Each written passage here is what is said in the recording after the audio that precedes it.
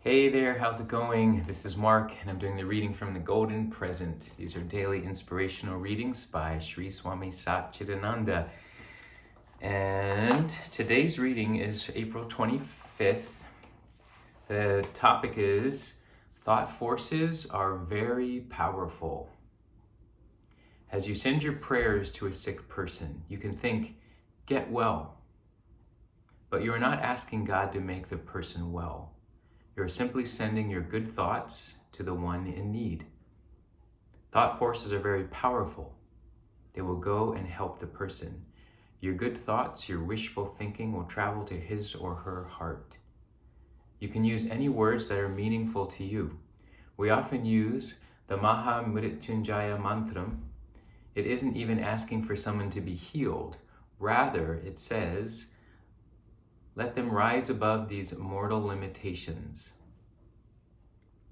It's a good positive thought you are sending. That way he or she is benefited by your good thoughts, and you are also benefited because you are showing your love. The more you show love and concern to other people, the purer your heart becomes.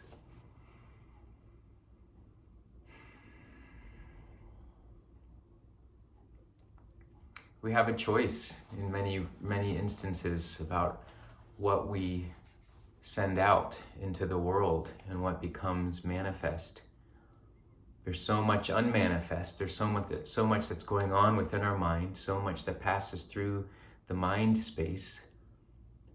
And for either a chosen reason or a habitual or impulsive reason, we take an action.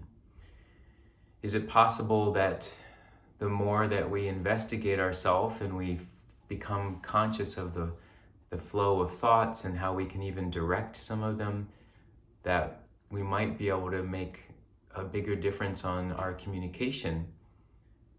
And even the thoughts that we send to people through prayer, or just good thoughts, or good energy to your friends or to anyone in the world.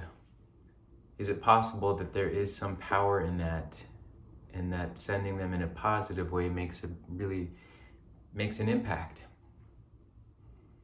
And it's hard because it's on some level we can say, well, how do we measure this? And actually science has done some measuring of prayer.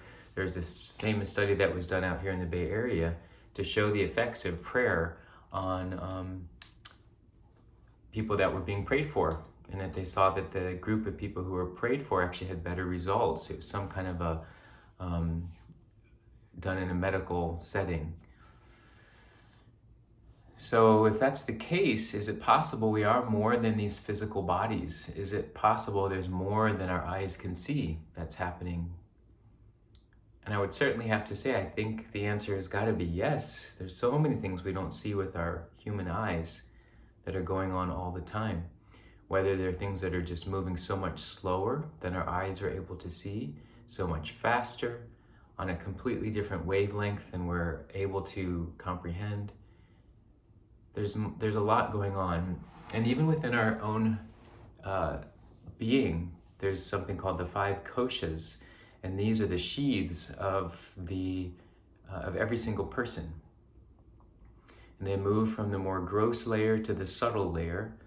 The gross layer starting off with the physical body, the form, the thing we can touch and feel. Then there's the energy body, the body that's connected to life force, the thing that causes our heart to beat and our lungs to expand.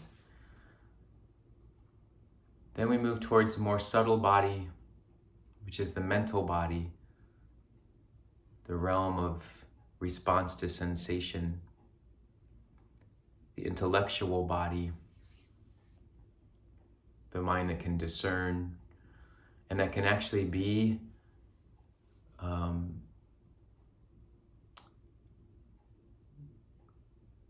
directed to focus on one single point.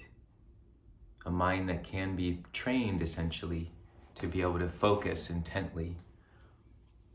And then the final sheath is the bliss layer of the self. And this is the part of us that's always there. We're just not as able to access it on a regular basis. for the most part. Maybe we have glimpses of it, we sense it's there, but it's behind a veil that oftentimes we're not even aware that we have access to it.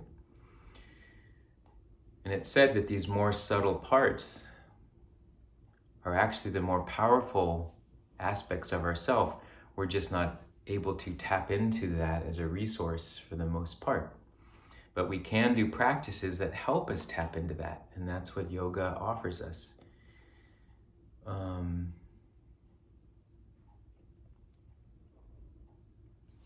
Yeah.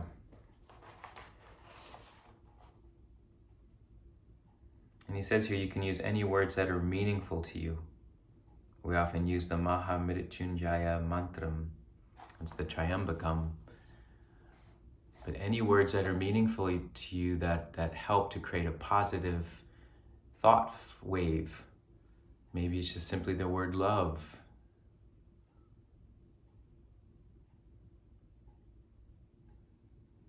You know, what could that thing be or that word be that helps us keep that perspective on everything, so we don't lose sight of what's important.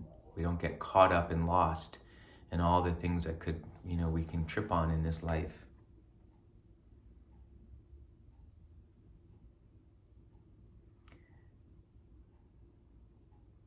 And I love this, that you are benefited by just by sharing your good thoughts, and you are also benefited because you are showing your love. The more you show love and concern to other people, the purer your heart becomes.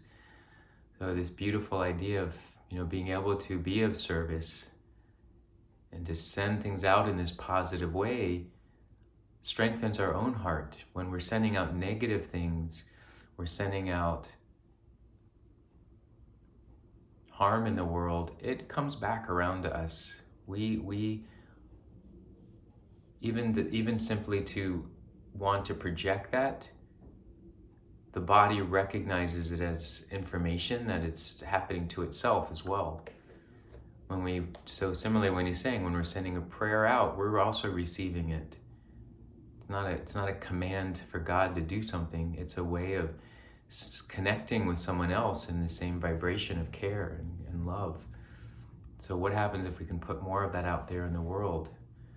It's certainly clear that the world needs it, and we don't need more people who satisfy so much of what the world of duality wants us to satisfy, which is to create more winners and losers, which is to create people who don't have and people who do have. We've already got plenty of that set up in this world. And especially at times, if you're not sure what you can do, having some positive thoughts for yourself and for others, there really is some power in that.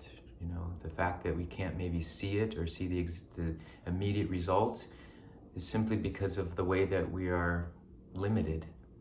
But the more we can lean into an understanding of this, I feel that we do start to see it manifest in different ways. And it's not coincidences. We're like, oh my gosh, I did this and then this happened. It's like, maybe there's another kind of flow happening that we tap into. All right, thanks for watching this and letting me share some thoughts on these readings by Swami Satchidananda. Thank you, Swami Satchidananda. All right, sending out good thoughts to all of you. May you have a restful evening or morning whenever you're watching this, and I will see you tomorrow. All right, ciao.